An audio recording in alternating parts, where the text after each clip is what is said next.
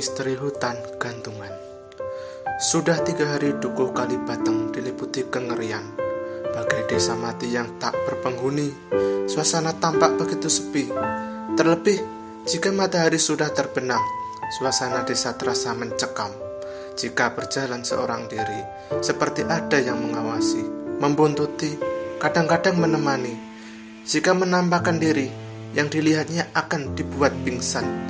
Begitu malam mengundang setan, demit, jin, dan makhluk sejenisnya.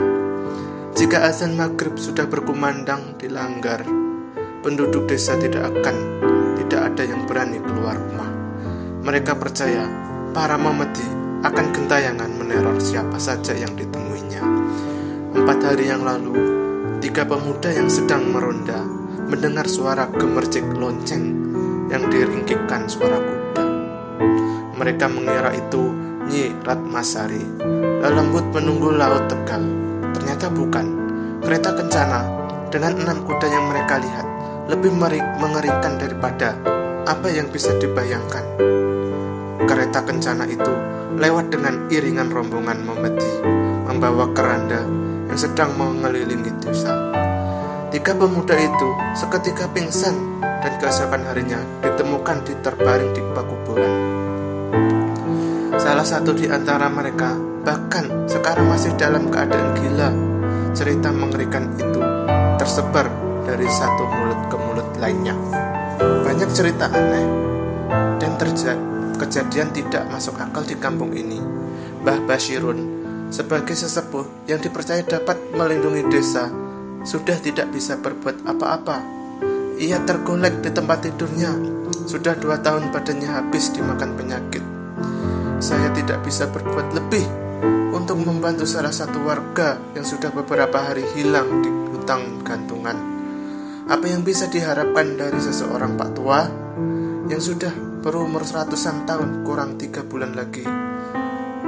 Menjaga kesehatan badannya saja tidak bisa, apalagi menjaga desa, kata Syarif dengan bahasa ngapak. Ia baru saja pulang dari Batavia setelah mendapat kabar sudah tunangannya Rabiah hilang di hutan gantungan yang terkenal angker. Saya tidak bisa menunggu lama lagi jika tidak ada yang berani masuk hutan. Biar saya sendiri yang akan melakukannya. Aku tidak percaya Sat, Dedemit, Memedi maupun Toyo. Semua cerita yang saya dengar tidak lebih dari tahayul, omong kosong. Itulah keputusan akhir Syarif sebelum meninggalkan Dukuh untuk mencari perempuan yang akan dinikahinya. Selamat, Kondel, dan Kupra tidak bisa mencegah Syarif petang itu sebagai petugas keamanan Dukuh Kali Tengah. Kedua pemuda itu telah kehilangan martabatnya setelah dituding tidak bisa memberikan apa-apa selain menceritakan mistis yang tidak masuk akal. Malam itu juga tidak ada jaminan ke rumah Kang Huda. Di depan rumahnya sudah berkumpul sejumlah pemuda. Saat ke dalam rumah, keduanya mendapati Kiai Syam, Pak Lurah, dan Aryo yang baru saja pulang dari Padepokan Tegal.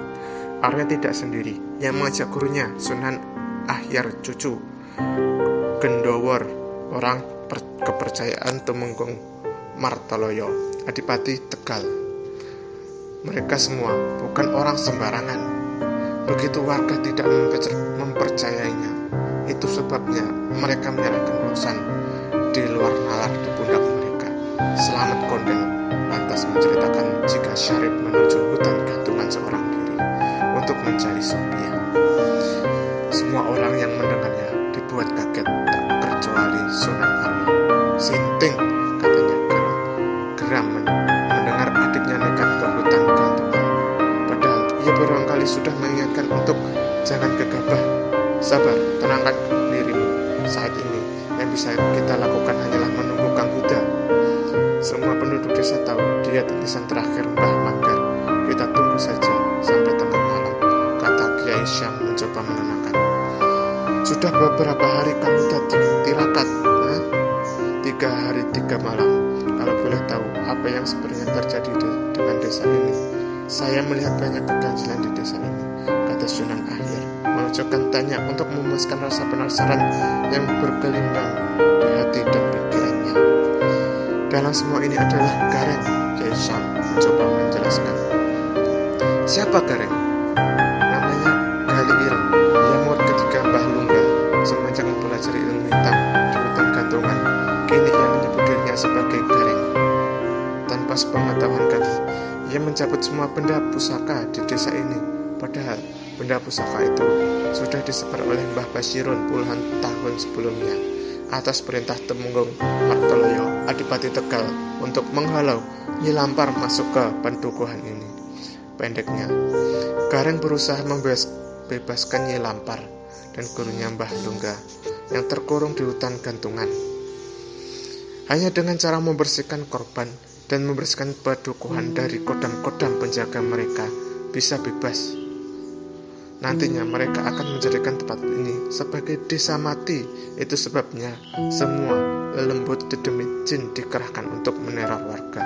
Sunan Ahyar mengerutkan kening dengan cerita mengerikan di pedukuhan yang baru disinggahinya ini. Sebelum datang ke sini, ia sudah mendengar keangkaran dukuh Kalibateng dari muridnya Aryo yang meminta bantuan padanya pada saat menceritakan tunangan adiknya hilang di hutan. Baginya, nama Nyi Lampar bukanlah sosok yang asing.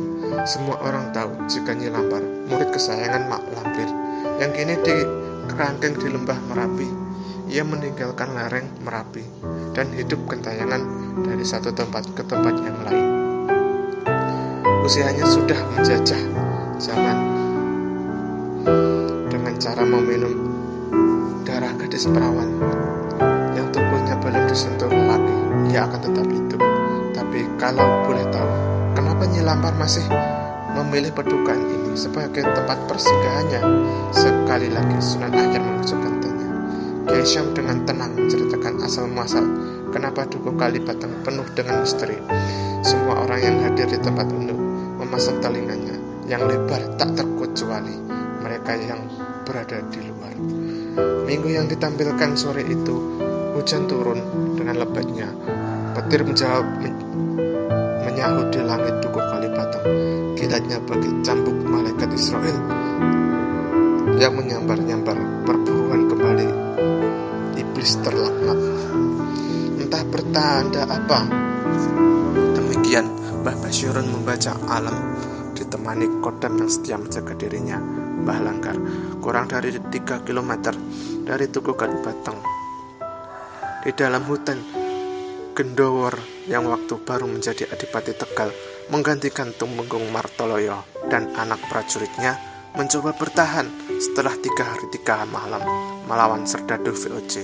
Gendowor bersama pasukannya berjuang mempertahankan wilayah Tegal dari serbuan tentara VOC yang ingin membumi hanguskan lumbung padi yang disiapkan untuk prajurit Mataram.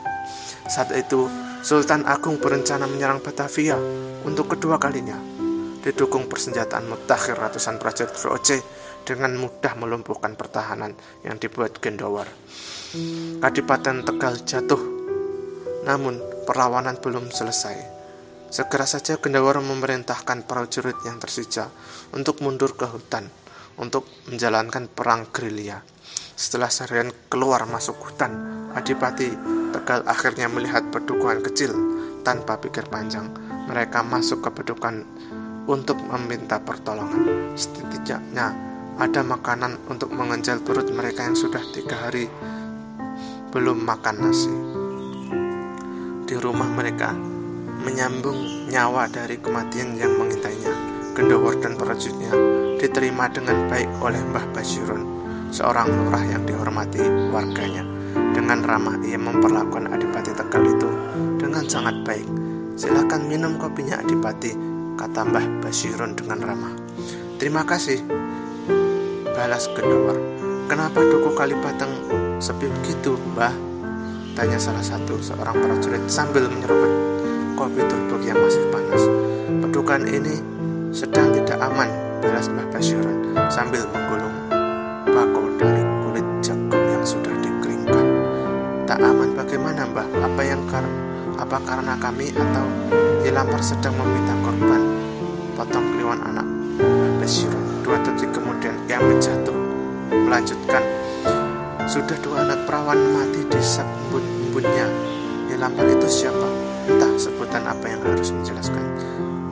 Yang jelas anak hasil kawin silang antara Raja Jin dengan manusia terkutuk. Dedemit mungkin, tanya prajurit yang lain. Bisa jadi dia anak kesayangan Mak Lampir sebelum Mak Lampir ditangkap dan dikurung di lembah Merapi oleh Senapati Sultan Agung. Ia telah memberikan sebagian kesaktiannya pada Nyi Lampar.